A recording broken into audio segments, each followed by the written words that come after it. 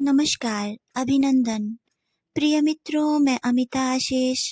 आइए सुनते हैं मालती जोशी जी के द्वारा लिखी हुई एक अति संवेदनशील, हृदय को झकझोर देने वाली कहानी, प्रार्थना।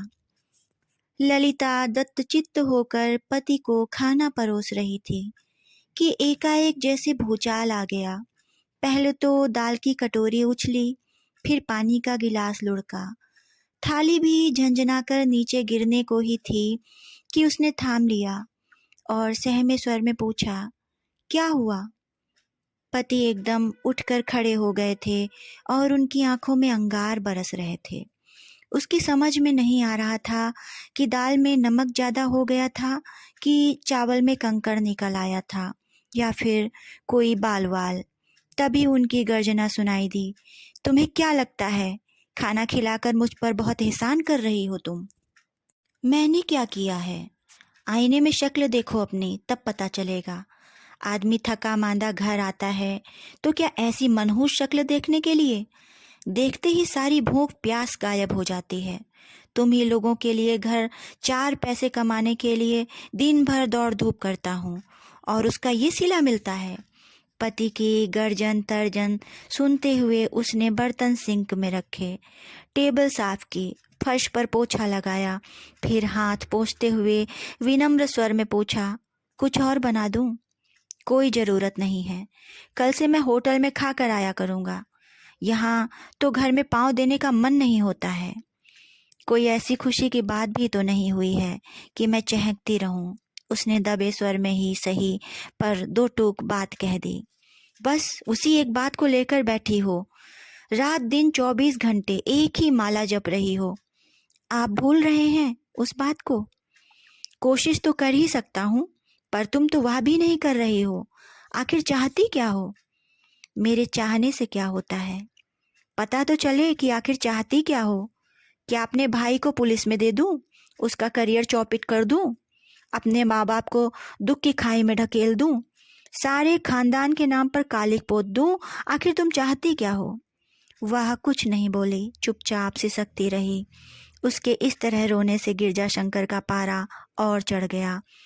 और मान लो मेरे भाई को फांसी हो जाएगी तो उससे बुरा, उससे क्या तुम्हारी बिटिया फिर से पवित्र हो जाएगी?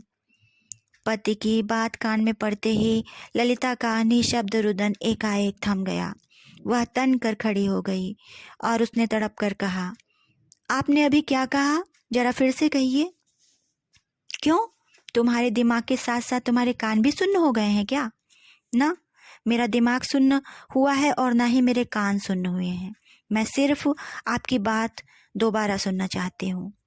गिरजा शंकर थोड़े सकपकाए पर पत्नी के सामने अपना संकोच जाहिर नहीं करना चाहते थे, इसलिए बोले, अगर मेरे भाई को काल कोठरी हो जाएगी तो तुम्हारी बेटी का पावित्र फिर से लौट आएगा क्या? मतलब आप ये मानते हैं कि मेरी बेटी अपवित्र हो गई है?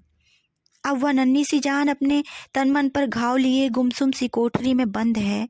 उसे डॉक्टर के पास जाने तक की इजाजत नहीं है और जिसने उसकी पवित्रता भंग की है, चाचा भतीजी के रिश्ते को कलंकित किया है, वह पाक साफ हो निर्द्वंद घूम रहा है। अपने अनकीय अपराध की सजा मेरी बेटी भुगत रही है, जिंदगी भर भुगतेगी। और वह, उसे भी पछतावा है, घोर पछतावा है। यह मत सोचो कि उसे सजा नहीं मिलेगी। जूतों से पीटा है मैंने उसे, बार बार मार मार कर अधमरा कर दिया था। इंजीनियर लड़का चुपचाप पिटता रहा, कान पकड़कर माफी मांगता रहा। अब हो तो गई है गलती, लड़कपन में हो ही जाती है कई बार, पर उसके लिए उसकी जिंदगी तो तबाह नहीं कर सकता ना मैं। जिंदगी तो मेरी बेटी की तबाह हुई है और उस पर यह सितम कि हम किसी से कुछ कह भी नहीं सकते, डॉक्टर के पास भी नहीं जा सकते। खबरदार जो डॉक्टर का नाम लिया, यह बात अगर घर से बाहर गई तो माँ बेटी दोनों को मैं जिंदा गाड़ दूंगा, याद रखो। ललिता फटी फटी आंखों से पति को देखती रह गई। उसे विश्वास नहीं हो रहा था कि वह वही व्यक्ति है जो कभी उस पर जान छिड़कता था, जिसने अनन्या को अपने हाथों में झुलाया था। कुछ देर के लिए कमरे में सन्नाटा छा गया। उस सन्नाटे में कहीं से दबी घुटी सिसकियों की आवाज सुनाई दी। ललिता दौड़कर भीतर गई। बिस्तर पर औंधे मुंह पड़ी अनन्या रो रही थी। माँ को देखते ही उससे लिपट गई। ऐसे कांप रही थी जैसे उसने कोई बुरा सपना देखा हो। गिरजा शंकर कब दरवाजे पर आकर खड़े हो गए, उन दोनों को पता ही नहीं चला। वे दहाड़े, ये लड़की दिन रात तुम्हारे सर पर सवार रहती है, इसलिए तुम्हारा दिमाग कुंद होता जा रहा है। इसे कल से ही स्कूल भेजो। स्कूल? हाँ, परीक्षा नजदीक आ रही है। कितने दिन घर में बिठा कर रखोगी? अन्नू, तुम कल से स्कूल जाओगी, समझी?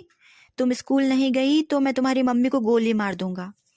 भयभीत हिरणी की तरह अनन्या ने पिता की ओर देखा और फिर माँ की छाती में दुबक गई। रात भर माँ बेटी इसी तरह एक दूसरे से लिपटी रही। अनन्या बार बार कह रही थी, मम्मी पापा से झगड़ा मत करो, वे तुम्हें गोली मार देंगे, फिर हम अकेले रह जाएंगे तो चाचा फिर। मम्मी चाचा से डर लगता है। बेचारी लड़की, वह डर अब भी उसके मन में समाया हुआ है, शायद जिंदगी भर रहेगा। रात आंखों में ही कटी। सुबह थोड़ी झपकी लगी थी तो उठने में देर हो गई। अनन्या ने ही उसे जगाया। कहा, मम्मी मेरा टिफिन लगा दो। उसने आँख खोलकर देखा। अनन्या स्कूल यूनिफॉर्म पहनकर तैयार खड़ी थी। पापा की धमकी ने नन्ही बच्ची को डरा दिया था। गिरजा शंकर खुद बिटिया को लेकर स्कूल चले गए। ललिता दरवाजे पर मूर्तिवत खड़ी रही। किसी अशुभ की आशंका से उसका मन कांप कांप जाता था। बार बार सोच रही थी क्या उसे स्कूल भेजना ठीक था, पर मना करने का कोई सवाल ही नहीं था। पति लौटे तब भी वह दरवाजे पर ही खड़ी थी। वे बोले, अभी कुछ नाश्ता बना लो, मैं लंच के लिए घर आऊँगा, आते हुए अन्नू को ले आऊँगा।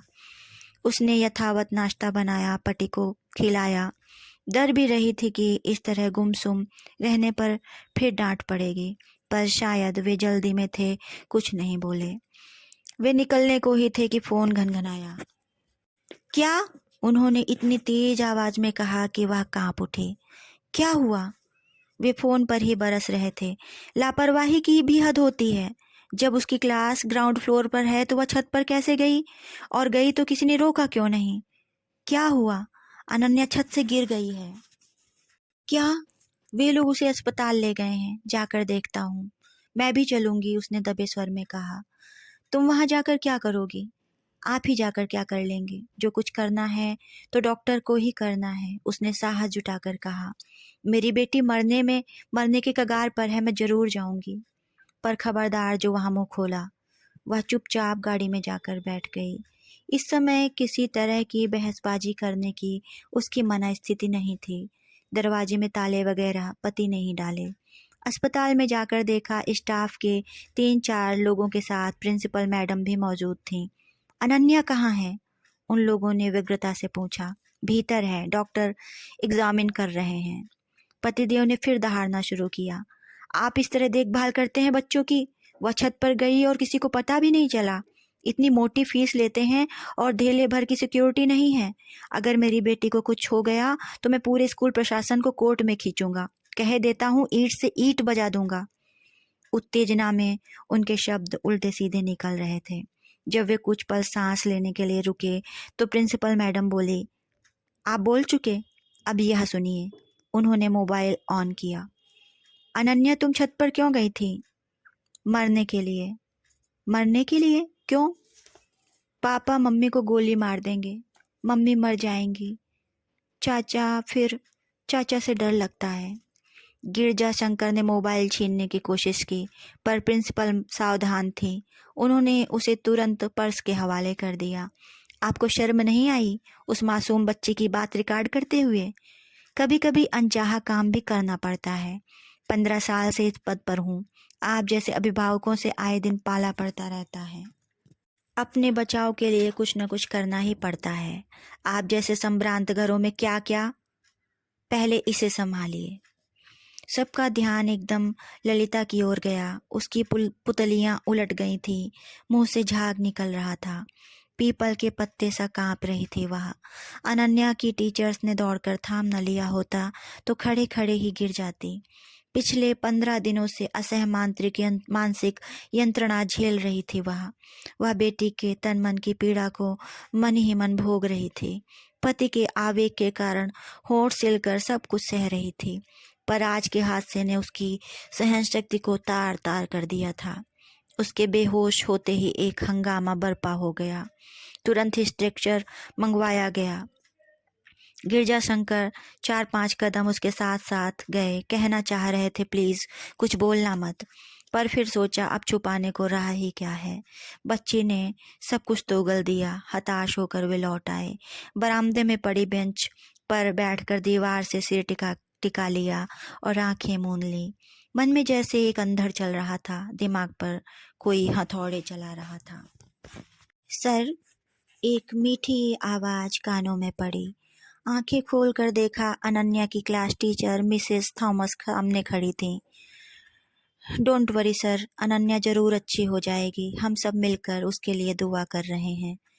थैंक्स, उन्होंने घुटी सी आवाज में कहा। आप भी दुआ कीजिए सर। गॉड इज ग्रेट, वह भलों की प्रार्थना जरूर सुनता है। आप भी प्रार्थना कीजिए सर। वह भी प्रार्थना कर रहे थे, पर वह प्रार्थना क्या बेटी की प्राण रक्षा के लिए थी? कहानी समाप्त।